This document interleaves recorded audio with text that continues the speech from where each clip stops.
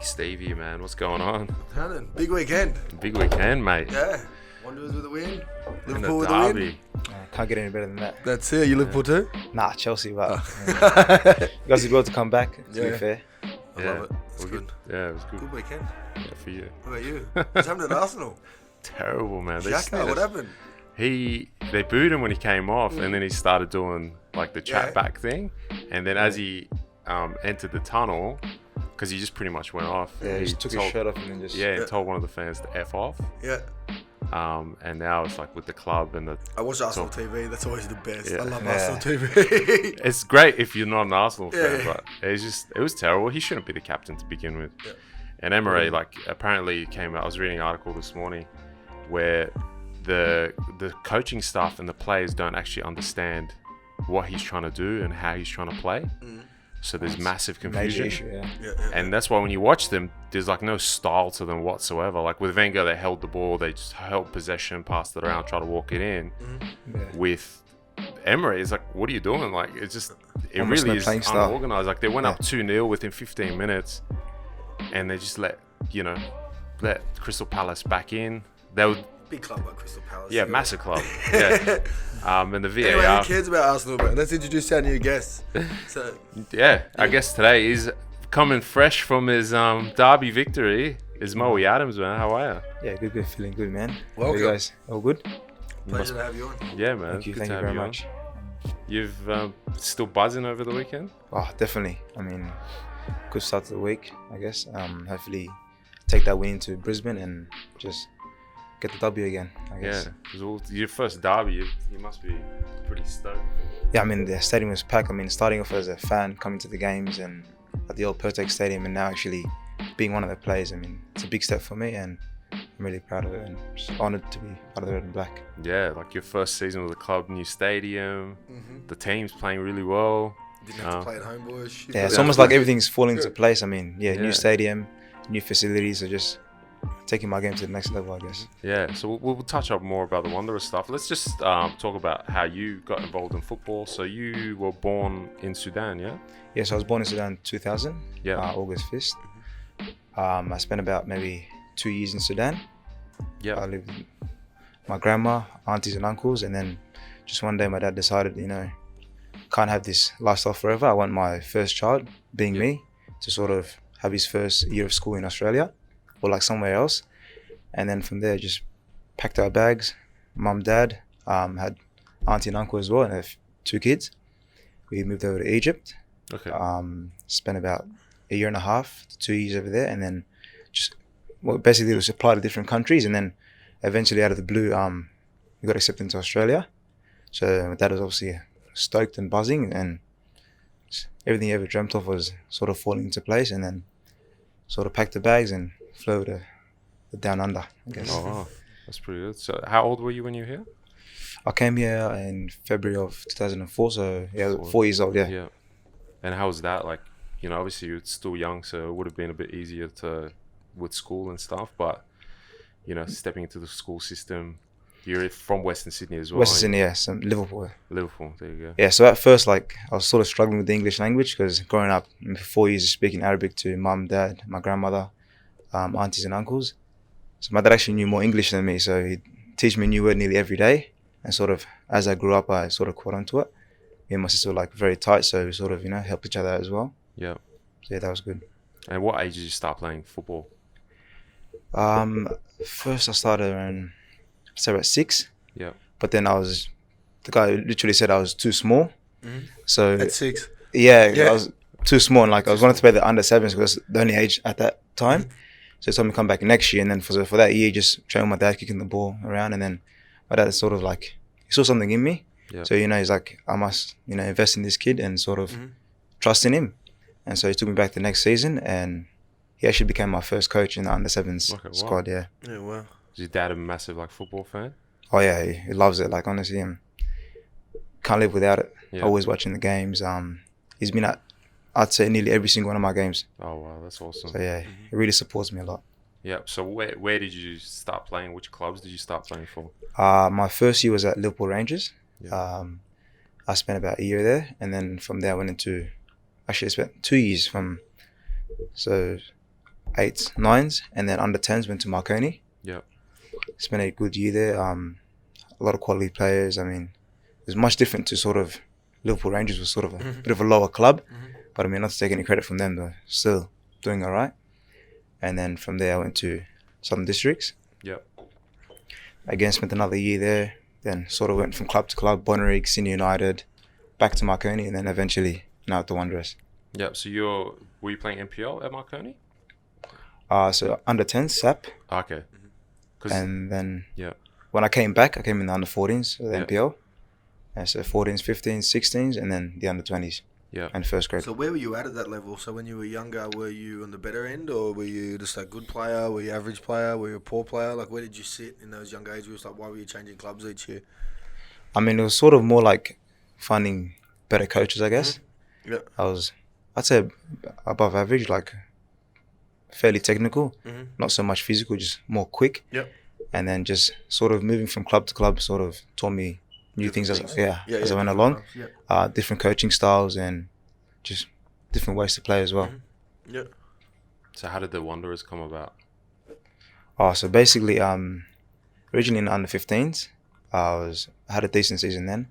I mean, I got asked to come to Sydney FC and the Wanderers, but at that time I was coached by Paul Ocon. Yeah. So I feel like under his guidance was very good. So I sort of stayed. Was that team that was together for a few years with Rory and that? Yeah, as well? from Rory, all those. I think it started in the 12s. I joined maybe 2 years later. Yeah. But I mean, yeah, he was under his guidance was, I mean, unbelievable. He sort of trained us like adult footballers. He make the least amount of mistakes as possible, and just And then from there, eventually thought about it, stayed, had a good under 16 season. I think finished top goal scorer then. And then straight into under 20s in first grade. Started preseason with first grade, and then I really impressed then. So then started playing week in, week out in the 20s, and here and there on the bench with the first grade. And then it was time for me to take the next step. So went into NYL. Yeah. And those so you went NYL and you won the NYL first season? First season, yeah. Yeah.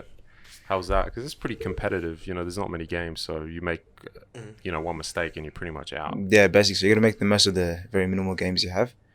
But to be fair, transitioning from NPL and then straight into NYL was the toughest thing for me. I had a lot of niggly injuries. I struggled with shin splints towards the end. I mean, even the final wasn't my best final. I only got 60 minutes, but I just felt like sort of gassed with every touch I took. But then over the years, I just got stronger and stronger, and that helped me improve my game.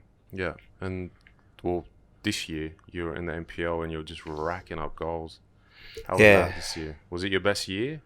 I'd say one of my best years so far. I mean, the year before, I wouldn't say it was poor, but like it wasn't as good. And then I sort of decided, like, I mean, if I'm going to really progress into the first game, I'm going to have to do something. Yeah. Can't just be playing week in, week out, mediocre, not scoring any goals, not taking on players. And then I just went mad with training. I remember I just started coming first phase more and more often. Started training myself more and often, shooting in the gym a lot. And then just started the season and just had one goal, was to score as many goals as possible. And that should more than likely get me into the first team, and then eventually did. Yeah. So how many goals did you end up with? 21. 21. Crazy. How many games? So you didn't even play the whole season, did you? Missed out on 7 games. Yeah, well. Because I was with the first team here and there, pre-season camp, and then we had the FA Cup games. So yeah, I mean. Yeah, I just remember seeing it. Mo scores. Mo scores. That was good. So would you put that down to, obviously you said you were doing more in that time, but it was just a shift in mindset to say, this is actually what I want to do and I'm going to dedicate everything to that, or everything just fell into place? Like, how was it? I mean, with having the right mindset, everything fell into place. So I sort of had to decide that, it's either you go out and get it, you can't just wait, because if you wait, you don't do any training yourself. Because, like, in terms of training-wise, you touch the ball only so many times. And for you to, like, sort of elevate and get better over time, and, like, sort of, or your teammates get better than them, you got to just train by yourself. And then, it's just that shift in mindset sort of made everything fall into place. Yeah. The biggest change I've seen over you, obviously banging in goals and that, but it's physically. So from when you first started coming in to now, and I think it was even before you broke into the first team when you came in. I think it might have been in that off season. When you came in, you were big, and that was the first thing I noticed. Like, it was like I hadn't seen you for a couple of months, and just big. Like, was that the work that you were doing in the gym, or was it just you grew into your body and you started to mature more? It was more growing into my body and also the gym work. But over the last few months, I started off at 69 kilos. Yep. Now about 74 kilos, so that's about 5 kilos in increase. How have you found that dealing with those older players? Obviously in NPL, you're playing against first graders, and then now in the A-League situation and training and playing with them. How have you found that physically you've been able to cope a lot better? I mean, physically they're the same, but now they're a lot smarter. So you got to sort of be strong but smart at the same time. Yeah. Or else you just get kicked around and just pet off the park. Yeah. Yeah, because you're a big boy, man. You're pretty lean as well, so... Yeah, I had to sort of, just... 5 kilos of muscle, that's quite impressive. Yeah. Just week in, week out, gym, protein shakes. We had a long preseason. I mean, 3 months of preseason. What was the longest? Yeah, so you have to get stronger from that. So how was it? So you went into that FA Cup against Perth. Perth, yeah. Yeah. You weren't first team player. You hadn't been signed yet. No, not yet. You scored the goal. Before that, was there any hint of, Mo, we were going to give you a contract, or you hadn't heard anything? It was... I mean, leading up to it, there wasn't really much to it, but I sort of, had a chat with the managers and all that. And, it was looking good at that point in time, but I didn't want to be too complacent, so I thought, just keep your foot down on the pedal and then just keep going, continue scoring and then just training, and then eventually got called into the first team sessions. Started preseason with them, and then I was sort of impressed. Yeah. And then had a chat, and then, after the Perth game, signed. Yeah, because you had the opportunity to go trial elsewhere, same as a few others, and then some decided to go, and then you didn't. What was it that kept you at Western Sydney? At that point in time, I sort of had a good start to the season, and I thought I want to sort of finish what I started, because if I just pull out then with nothing concrete, I'd sort of lose out 2 things. Yeah. And so for the most important thing for me was just stay, finish what I started, and then hopefully get a contract. Yeah, and it worked out well for you. Yeah. That's a good point, is to finish it out. To sort of see it through, because a lot of players, you get lured by something else, but if you started something, that's your goal, that's your focus. See it through, because you don't know where it's going to end up. And if it doesn't work, okay, next goal. Yeah. So, credit to you for sticking it out, because I know it's hard, and, you hear stuff. Yeah, just mentally it's the hardest thing, because, you get offers from here, and you think, is it really what I want? Should I stay? Should I go? And then it's constant battles with yourself, and then you got to talk to your parents, sort of agents, coaches, and just pick the best thing for you. Yeah. Was it more comforting knowing that, the Wanderers do sign a lot of their, young players from the NYL team? Was it comforting knowing, okay, I'm at a club that actually, signs their players from the academy? Because you look at Sydney FC, I don't think they sign anyone. No, there's a few that can't. Especially recently more. So but under Arnold, they didn't sign anyone. Yeah. Do you know? But I had been more sort of, I'd say, I was more comfortable in my decision. Towards the end, because I knew that the past year that first NYL I had about maybe 4 players. Got pushed into the first team, and then I thought, if they can do it, why can't I do it? So it was a matter of time and patience, and just sort of working hard. So how far back were you a Wanderers fan? Was it once you came to the club, or even when you were at Marconi and that, were you going to the games and things like that? Yeah, even I was at Marconi. I started when I was actually 12. Yeah, well. And I was, Yeah. I started supporting them, and then just sort of my dad's friend took us to our first game. And just from there, my dad really loved it. Do you remember what the game was? It was the first Mariners game. Yeah. Yeah, the first game. First game, yeah. Yeah. So that was unbelievable, atmosphere. I mean, decent sized stadium. Yep. Packed, and then just the atmosphere got better and better week in, week out, and then just obviously the Wanderers are winning, so the more you win, you attract more fans, a new fan base, and that was the best thing about it. So how does that feel? And I think I've asked some of the other boys like Abe and that. So that connection, so being a boy from Western Sydney and then having a team that represents your people, and Western Sydney is, if you're not from here, you don't understand, is unlike anywhere else in the world for me. 100%, yeah. Different and things like that. It's a different kind of vibe. How did that, being a Westie and then having the opportunity to go and play for that club that represents your area, what does that mean to you, and how important is that? I feel it's the most important thing, because you grow up in this area, all the people around you, and just I feel like once you sort of make it out, you have a lot of support around you, a lot of multicultural players coming through, and just a lot of fans that support you. Yeah, I think it's like you said, like when you meet new people and that, and like, oh, where you from? Like West Sydney, you have that kind of connection. Yeah, give hand, Yeah. but you don't see it with like people from the Where eastern you from? suburbs. Nah, or something. definitely not. Yeah. You know, they're still comparing whose bank account's bigger. Yeah. But So how was that so- growing up? Obviously, people know what it's like out here. Was there times that you were tempted to go different directions? Was it a good group of like people that kept you together? Like how was it when you were growing up? I know for a lot of the boys and even myself, like Yeah. you're surrounded by people, and I think they're different kind of people to what you'd be surrounded elsewhere. So some Exactly, they're yeah. not going to be doctors, they're not going to be lawyers. Yeah. They're like they go different directions, and then sometimes it's okay, and a lot of the time it's not.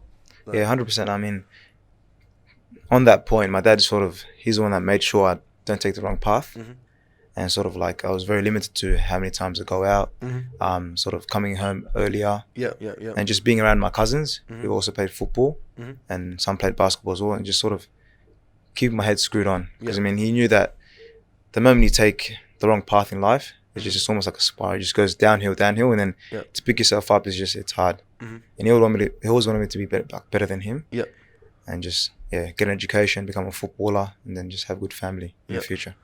so were you like into school, like you studied and stuff like that, or you weren't really interested in school? I mean, yeah, I wouldn't say I was too interested, but also wasn't not interested. Like, I mean, I sort of kept up with my grades and all that sort of stuff.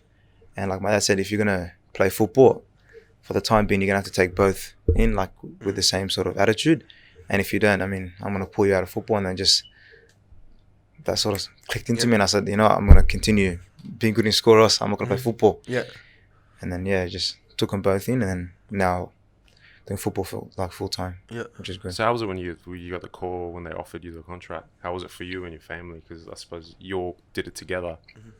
Yeah, I mean, especially coming from like I told you the year before, like sort of having a bad season or not the best of seasons, and like thinking in like this time last year, sort of I was in a different position. Like I didn't even think I was going to get anything from the first team, and then fast track a year later, it was a very big thing for my family who supported me like since day one, and just invested a lot in me.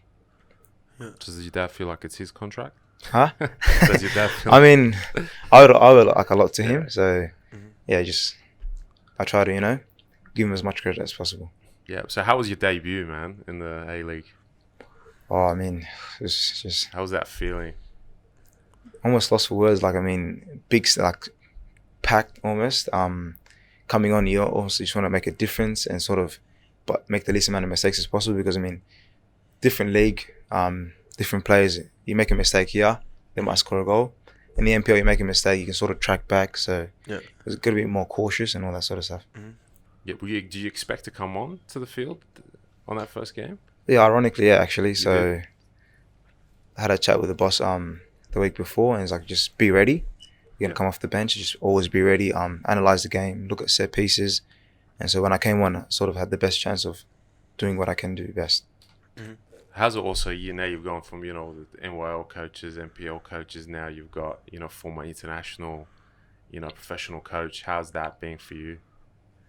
I mean, I reckon that's the next step in my footballing. So obviously, they're a bit tougher. They have a big emphasis on sort of having a good first touch, playing simple, and sort of just keeping the ball as much as possible. Because, like I said, you lose the ball, counter attack, and they score. It's a big thing now. Yeah. Does it give you, like, do you feel like you're learning a lot more now than you were in the last, 5 years? Yeah, definitely. Yeah. I mean, it's helped me take my game to the next level, sort of. Like I said, getting a first touch better, knowing when to position yourself, that's the most important thing. Like off the ball, a lot of players, I feel like they don't have much emphasis on that, but it's really the most important part of the game, because I mean, off the ball, you're making the right movements, clearing the space, getting to space, and then when you're on the ball, you've done so much off the ball, and now it's all fluent when you're on the ball.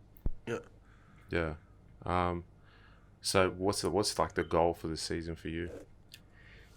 At the moment, be to get as many starts in game as possible, and then sort of just get hopefully called into under 23s. Yeah. And just For Sudan? impress from there.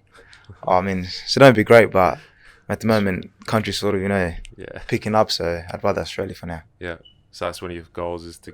Biggest goal right now. So what is your natural position? So do you like to play out wide, or you want to be like the target man? It was only this Number year 9. really that I got put into a 9 position, Yeah. and I happened to score a lot of goals, so the coach really liked me there. But originally I'm a winger. Yeah. So What do you prefer? Um, What's your favorite? Like, I feel most comfortable as a winger. yeah, Knowing that I can sort of take a touch, maybe take on players, play it back. Whereas striker, you're more back to goal. yeah. So you got to receive, hold off a player, bounce, and then make a run.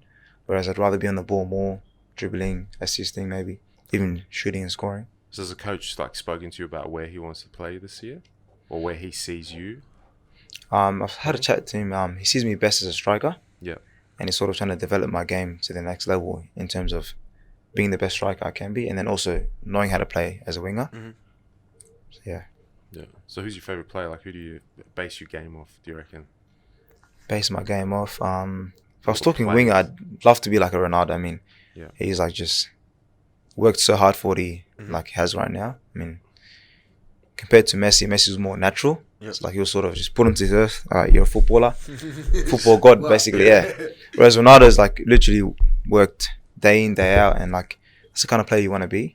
Yeah. Mhm. Yeah. So was there any other players you kind of looked up I to? idolized a lot of Brazilians, so Ronaldo, the original Ronaldo, I Yeah. guess. Ronaldinho, Rivaldo, and Robinho. Okay. So very So- skillful players, yeah. Yeah. Well, yeah. So how was that the derby? So obviously this first derby back, you've grown up as a Wanderers fan, and you know how the feelings for the other side. What was that like walking out in there, up 1-0, walking out into the field, saying we can get this, we're back at home, full stadium's pumping. Like how was that Yeah. feeling, and that feeling towards the other side? It was almost like a bit more assured coming onto the park, whereas if you come off onto the park when you're down, Mhm. you feel like you got to do too much, but when Yeah. you're 1-0 up, you just got to sort of maintain the game, Mhm. keep doing everything simply, and even try and get a goal. Yeah. So yeah, So you ended up on the ball right there at the end with those two standing. Yeah. had to sort of hold it up. I mean, Grant and Because you had one before that where you tried to play a pass. I'm thinking, go to the corner, bro. Yeah. Go to the corner. and it's the bench was sort of just screaming, get corner, go to the corner, go to the corner. So like Yeah. second one, I have to go to the corner. I mean, Yeah. if I mess that up, they can attack. Very good strikers as well, so they score. Yeah. Then 'Cause I think headlines, one Moe just messes up. Yeah, Played the ball into the corner, so you went back in there. Yeah. yeah, Yeah. Yeah, because the big thing about the Sydney derby, and this is why I think it's obviously different to the Melbourne derbies and things like that, is not only is this two different teams in the same city, but it's two totally different socioeconomic situations.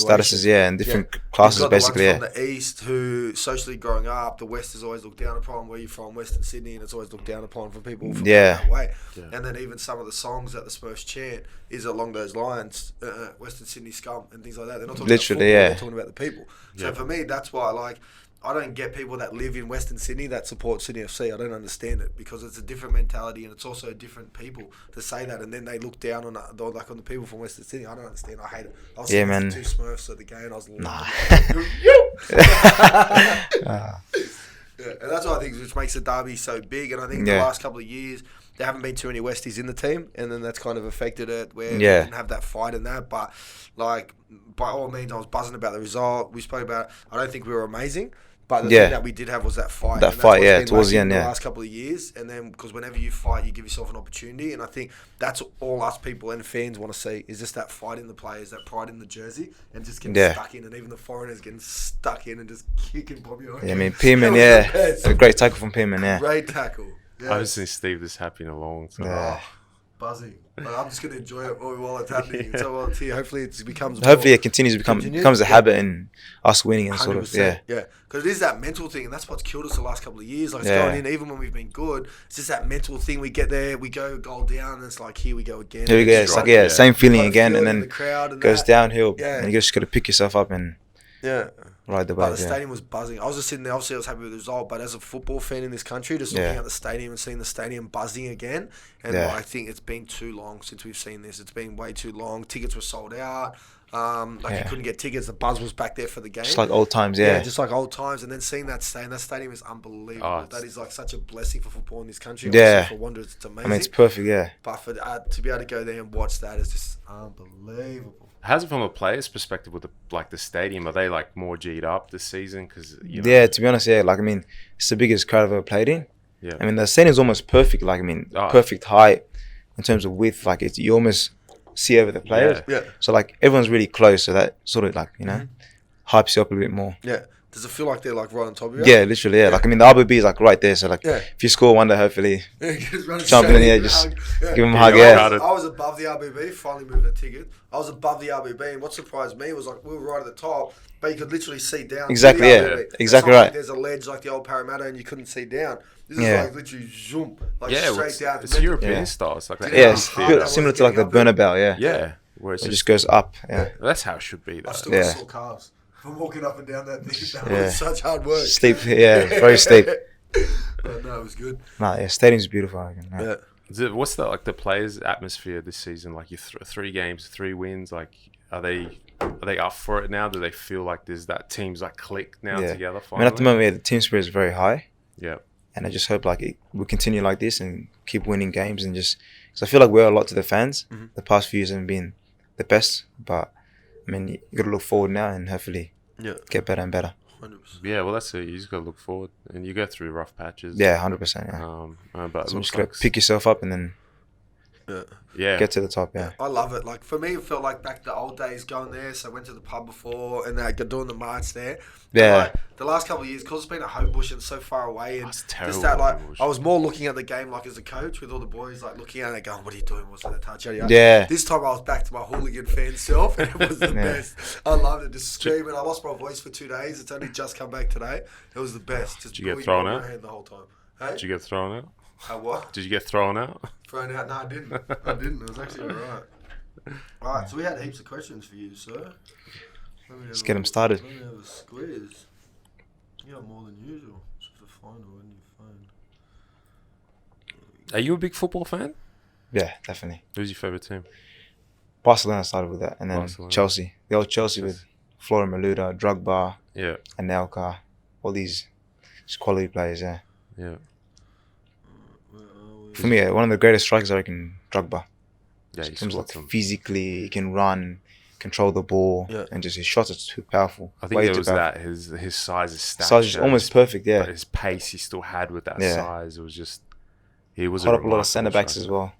Sorry, He gave a lot of centre backs yeah, a lot of grief. trouble and that sort of stuff. Yeah, Yeah, it wasn't as good as Henri, but yeah. Henri is technical, yeah. masterclass. Yeah, So Mr. Shabao wrote, who's your favourite A-League player? It's definitely not mine. Mario Chabal. Mario Shabao. There you go. He's really insecure, man. He This always asks question that. pops up all the time with Mario. Please say me. Abe said, who's got the most swaz? Most swears as in best dressed. I don't know. He's put it on the other What's account. swaz mean? I don't even know.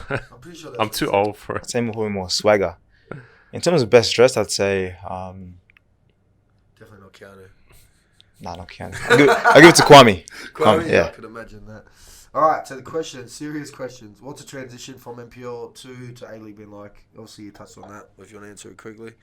The physical part, I'd say remains the same, Mhm. but in terms of players, they're much smarter. Mhm. So you just got to be more physical and smart at the same time, which Yep. I guess it's the most important thing. All right, what 3 advices will you give to a 10-year-old who dreams of becoming a footballer one day? Do as many extras as possible, Mhm. especially at that age. Yep. Always be like a sponge. Always listen to coaches Mhm. and just follow your heart. I Was that guess. something you were like when you came up? Yeah, You one basically. that Yeah. always listened to the coaches? Yeah. Yeah. You said it a lot. So a lot of the ones that come up weren't the ones that were dismissing the coaches so they knew it. Yeah. The ones that would like still take it on board, and then even if like they didn't find value in it, they'd just, still yeah, listen just to it. take the and good then- and let go of the bad. Yeah. 100%. So we kind of touched on this one. What was it like growing up in the area and still being able to achieve where you are? I mean, it was good. I mean, sort of just staying away from trouble Mhm. and setting goals. I guess was the most important thing to actually grow up in the area and succeed enough to make it out. Yeah. That leads to the next one. What's your short and long-term goals? Short-term goals would be to play as many early games as possible. Touched on it before. And get caught into the Oileries, hopefully. Yeah. And the long-term goal would be just sort of build up my resume in Australia, Mhm. and then hopefully head overseas. But the goal is to get overseas and stay overseas. Yeah. I mean, most players go there for a few years and then come back, but I mean, my sort of goal is to go there and stay. Do you have a league Basically, yeah. that you think you'd be best suited for or that you'd like to go to? I mean, as a start, I reckon the Belgium league would be good. Mhm. Belgium, League 2 even. Mhm. Yeah. Just sort of develop more technically, Yeah. physically get better, and then hopefully the bigger leagues, I guess. What's the best feeling during those 90 minutes on the pitch? Best feeling, I'd say when you're on the ball, to be fair. Mm-hmm. I mean, on the ball, you take on a player or like you complete a pass. Yeah. I mean, people sort of underrate that, but I mean, it's a big thing. I mean, playing in front of 28,000 fans, Yeah. you're almost like tempted to do something special, but you sort of keep it simple, complete the pass. That's the most important thing. Yeah, because you look calm when you came on the way. How nervous were you? Oh, inside a lot, but you man, sort of got keep it, you know. Yeah. Keep it calm. Because I think you look calm and composed, which is really good. What do you do for recovery after intense training and matches? Stretching is a big part of my game. Stretch a lot, ice baths, and just warm showers, so hot and cold as well. Yeah. We've kind of touched on this. What would drive you to become a professional footballer?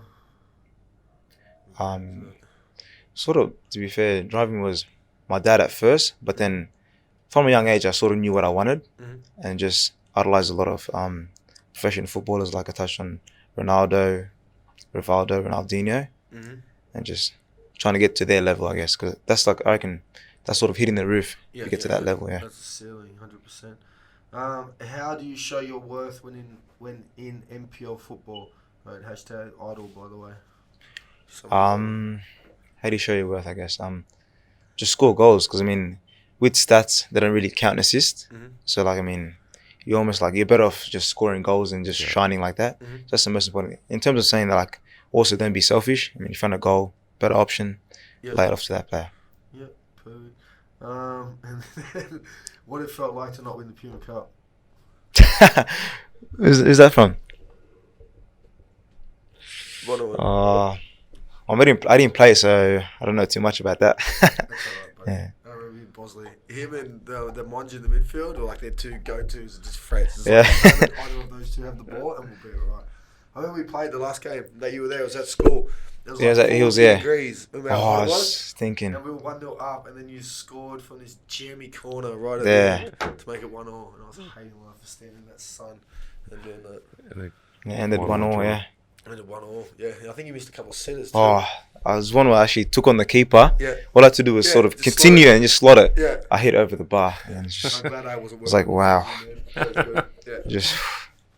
How important do you is like for you now, even as you know you're in a professional environment, like to do extra stuff, because you're obviously working a lot on tactics and like team formations and positioning and stuff like that. So it does kind of leave, especially for younger players. Yeah. You don't get to work on your touch as much as you'd like, or do you think it's still important for it's definitely. I mean, you're a professional footballer, but I mean, those older players have already been in our shoes before.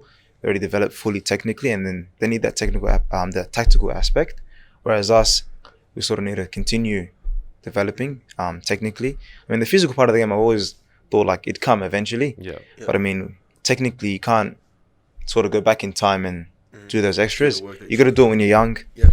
Like sort of enhance your skills, because then like I said, you can't go back. Physically, you can always get stronger, hit the gym, and all sort of stuff. Take some steroids. This is me. But this is the thing, is creating the good habits, because if you start developing bad habits at a young age, then you're never going to improve. And I think that's one of the things you work on closely, Steve, is to drill that out of people, because it will stuff you up. 100%, yeah. Like, I mean, if you want to get to the top level, you can't be making simple mistakes. Your first touch has got to be almost perfect in terms of where to take it. If a defender's coming, take it away from them. Yeah, that sort of stuff. Do you find that, like, you went through the NPL, NYL, that a lot of young players were doing extra stuff, or they weren't? Like, they thought, I've made it. I'm playing NYL, I'm going to get called up to that. It was a bit mixed. I mean, we had a lot of players who were more likely than not. Like, more players than not were actually doing extras. And sort of, you can see, like, they had really good attitude and really wanted to make it to the next level. What was the coaches like in that? Were they all for it, or were they against it? No, they were all for it. I mean, Arthur was all for it. I mean, he saw like doing extras would actually improve you as a player. I mean, he was a very tough coach, and like I'd compare him basically to our first team coaches right now. I mean, sort of, you got to make the least amount of mistakes as possible. Like, he was sort of preparing us for what was yet to come in the A-League, which so credit to him. Have you seen it yet? You're probably too young, but I'm just interested to know if you have seen it. Like players at that 13, 14, 15 age that you thought were like special, extraordinary, were going to make it, and then didn't put the extras in or didn't follow the right path, and then aren't playing now or aren't playing at a level. Like, have you seen that come through yet? Oh, I've seen it a lot. Like, I can name maybe 5 players. Yeah. I mean, it's sad to see it, but I mean, sort of, you got to have the right attitude, do the extras. 'Cause, I mean, your talent's it's only going to last you so long. Yeah. I mean, your hard work is what maintains that talent, and better yet, increases it, and you get better over time. Yeah, because it's interesting to see. Obviously, I'm a lot older, so I've seen it come through a lot. And then at school, try to say to the younger ones that exactly what you said: talent isn't enough, and it's not going to get you there. And No, definitely not.